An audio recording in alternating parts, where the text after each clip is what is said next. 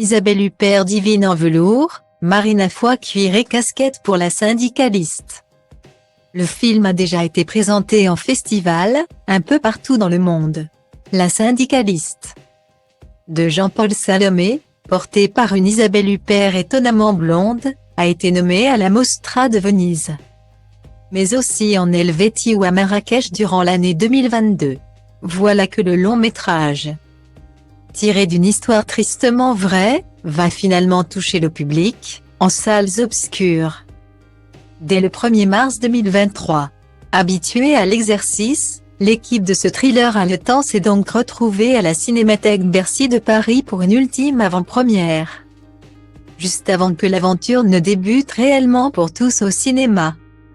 C'est ainsi que Jean-Paul Salomé a retrouvé, dans le 12e arrondissement de Paris, ses chers coéquipières et ses chers coéquipiers.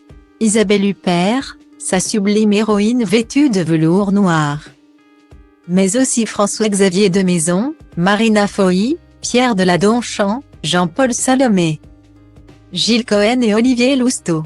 Cette petite troupe a été chaleureusement applaudie par le public de la Cinémathèque ainsi que par de très nombreux camarades. Reda Kateb, la chanteuse Aloïse Sauvage, Caroline Michel-Aguirre, Maureen Kearney, Gérard Krausik, Emmanuel Cosso, Michael Gregorio, Jean-Christophe Bouvet, Pierre Cadeau dans la série Netflix Emily in Paris, Carole Fauvel, Laurent Larivière, Guylaine Londé, Emmanuel Salinger ou encore Bernard Menet. Le film La syndicaliste est déjà considéré comme le thriller français de l'année par le site Allociné. Il s'agit d'une adaptation rigoureuse du récit biographique de Caroline Michel-Aguirre, qui porte le même titre, directement inspiré par l'affaire Maureen Kearney datant de 2012.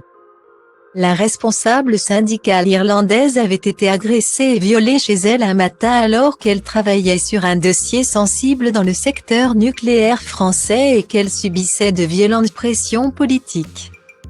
Pour découvrir ce scandale d'État mis en lumière sur grand écran par Jean-Paul Salomé, rendez-vous au cinéma dès le mercredi 1er mars 2023.